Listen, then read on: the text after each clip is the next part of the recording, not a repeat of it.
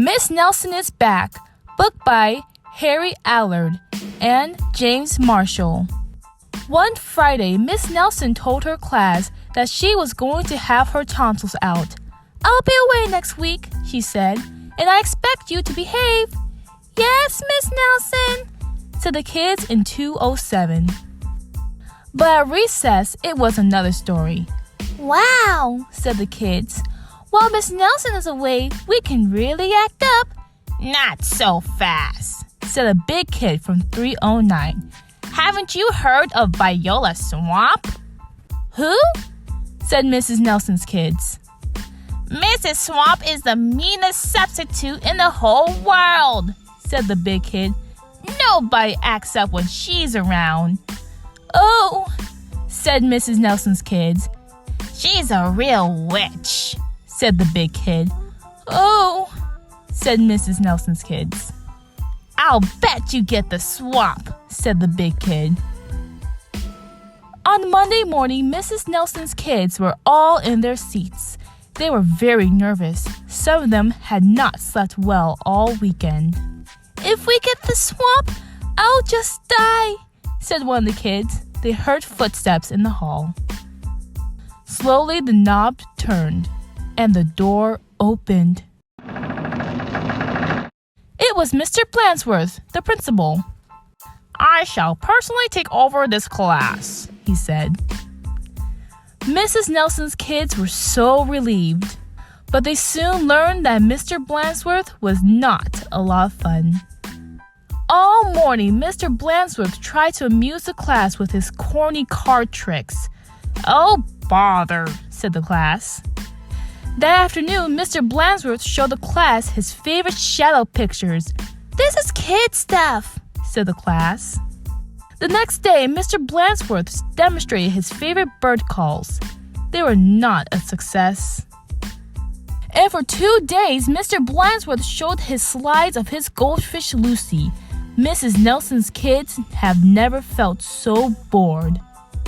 While dusting erasers in the schoolyard, 3 of the ringleaders of 207 discussed the situation. "Something will have to be done," they say. "We must get rid of Blansworth." And they hatched a plot. After school, they painted and sewed and borrowed some old clothes. And they practiced some very difficult stunt work in the backyard. The next day, they weren't in class.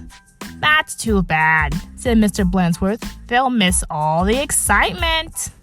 Mr. Blansworth was about to show the class his collection of ballpoint pens from all over the world when someone came to the door. Slowly the knob turned, and the door opened. "Oh, look," said the class. "Miss Nelson is back." A tall and lumpy Miss Nelson trotted into the room. Mr. Blansworth was surprised.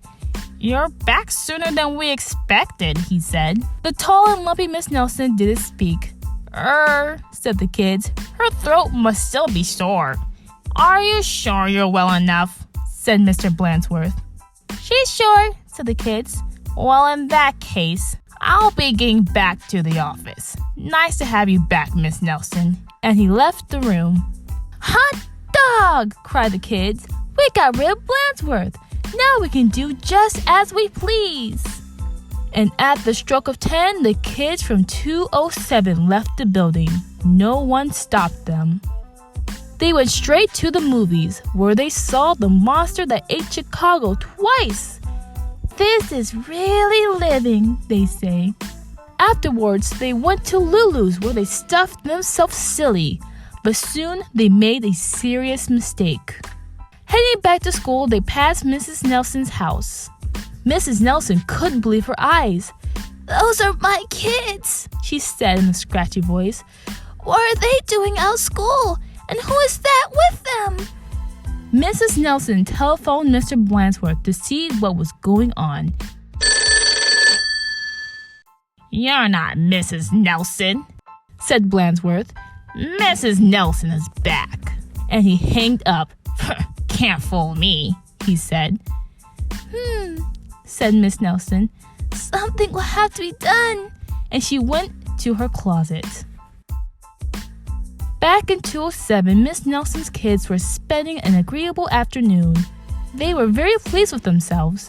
"We should do this more often," they say. They did not notice the figure out in the hall. Slowly the knob turned, and the door opened. "My name is Viola Swamp," said a lady in a scratchy voice. "Yikes!" cried the kids. "The swamp!" "That's right," said Mrs. Swamp, "and I'm here to whip this class into shape. Get back to those desks on the double." The class did as it was told. The big kiss from 309 was certainly right.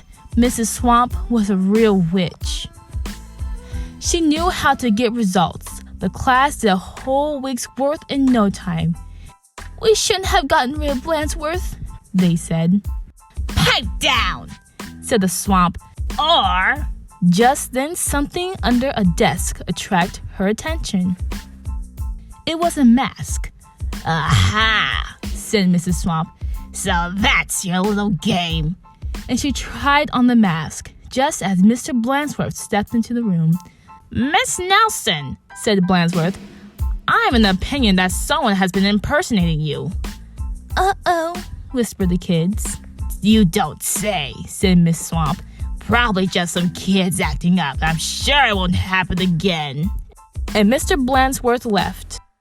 "And it won't, will it?" said Mrs. Swamp to the class. "Because the swamp will be watching." A minute later, Miss Nelson appeared. "I'm back," she said. "Hot dog!" cried the kids.